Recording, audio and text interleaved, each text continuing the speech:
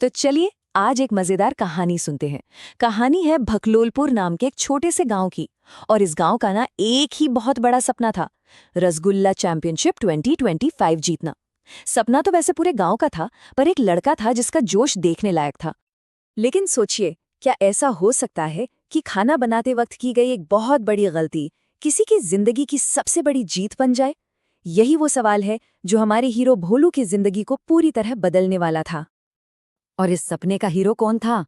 अरे, अपना भोलू, भकलोपुर का वो दिलेर नौजवान जो खाना पकाने की दुनिया में नाम कमाने निकला था, भले ही इसके लिए उसे पूरा किचन क्यों ना तबाह करना पड़े। कॉन्फिडेंस तो भाई कूट कूट के भरा था। भोलू ने तो सीधा सीधा ऐलान कर दिया था कि इस साल की ट्रॉफी तो उसी के घर आएगी। कोई शक भोलू को तो बिल्कुल भी नहीं था। पर जैसा होता है, हर हीरो की कहानी में एक माँ होती है जो उसे जमीन पर रखती है। भोलू की माँ ने बस एक लाइन में उसकी सारी हवा निकाल दी और साफ साफ कह दिया, बेटा पहले किचन बचाना सीख लो, चैंपियनशिप तो बाद में भी जीत लेना। पर भोलू पे, अरे, इन बातों का जरा भी असर नहीं हुआ। उसका कॉन्फिडेंस तो उसकी पगड़ी से भी ऊंचा था। उसे पूरा यकीन था कि इस बार तो वो कुछ कमाल करके ही रहेगा। और बस यहीं से कहानी उस मोड़ पर आ जाती है जहां हमारे हीरो ने अपनी मास्टर प्लान पर काम करना शुरू किया। एक ऐसा प्लान जो इतिहास बनाने वाला था, या शायद बिगाड़ने वाला था। भोलू ने तय कर लिया था कि वो कोई ऐसा वैसा रसगुल्ला नहीं बनाएगा। नहीं, वो बना रहा था स्पेशल टर्बो रसगुल्ला। एक ऐसा रसगुल्ला जो आज तक न किसी ने देखा हो और न ही चखा हो। और देखिए, उसकी ये बात आगे जाकर एकदम सच साबित हुई। अब भोलू का तरीका भी बिल्कुल हटके था। उसने गूगल से रेसिपी तो पूछी, पर मानी एक भी नहीं। और फिर आया कहानी का सबसे बड़ा ट्विस्ट। बेकिंग सोडा की जगह भाई साहब ने डाल दिया कपड़े धोने का सोडा, और ऊपर से माँ को कहता है, माँ प्रोसेस पर भरोसा रखो। माँ की ये चीख मुझे लगता है पूरे गांव ने सुनी होगी। वो फौरन समझ गईं कि कुकर में जो पक रहा है वो रसगुल्ला तो नहीं, कोई बड़ी मुसीबत जरूर है। पर अफसोस, तब तक बहुत देर हो चुकी थी। तो अब सबसे बड़ा सवाल यही था कि जब कुकर की सीटी बजी और ढक्कन खुला तो अंदर से क्या चीज निकली? क्या वो वाकई एक रसगुल्ला था या कुछ और ही था? उम्मीद तो थी एक छोटे से प्यारे से मुलायम रसगुल्ले की, पर असलियत में जो चीज बाहर आई वो किसी उल्का पिंड से कम नहीं थी।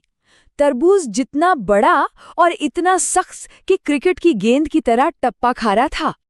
गांव वाले भी देखकर हैरान थे। रामू काका ने तो उसे देखते ही पूछ लिया कि भाई, ये मिठाई बनाई है या आसमान से कोई पत्थर गिरा है? और उस रसगुल्ले ने तो आते ही आतंक मचा दिया।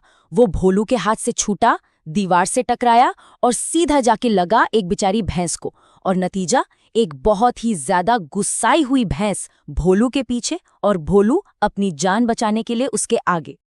तो अब सीन शिफ्ट होता है चैंपियनशिप के उस बड़े दिन पर जिसका सबको इंतजार था।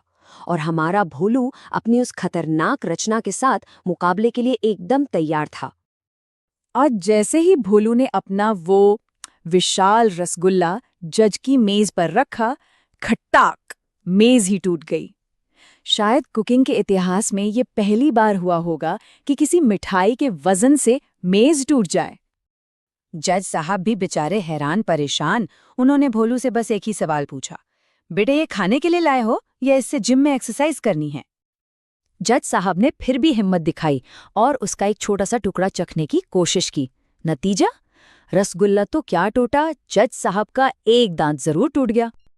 अब कहानी अपने असली क्लाइमैक्स पर पहुंचती है।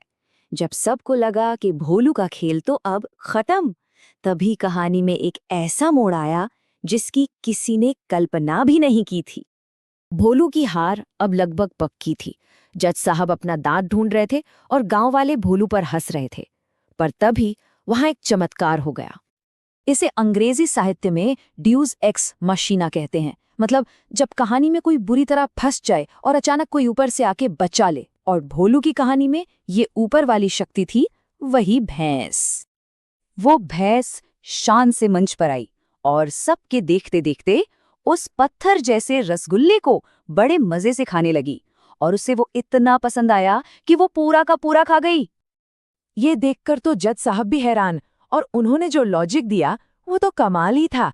बोले, अगर ये चीज एक जानवर को इतना खुश कर सकती है और गांव को किसी आने वाले खतरे से बचा सकती है, तो ये तो जीत की हकदार है। और बस इसी अजीबोगरीब तर्क के साथ भोलू चैंपियनशिप जीत गया। जब वो ट्रॉफी लेकर घर आया तो माँ ने पूछा, क्या सीखा इससे? भोलू ने बड़े गर्व से जवाब दिया, माँ, जिंदगी हो या रसगुल्ला, दोनों में थोड़ा बाउंस होना बहुत जरूरी है। तो भोलू की ये मजेदार कहानी अपने पीछे एक सवाल छोड़ जाती है। क्या कभी कभी सबसे बड़ी काबिलियत सिर्फ किस्मत होती है, या यूं कहें कि सही समय पर की गई सबसे बड़ी गलती? इस पर सोचिएगा जरूर।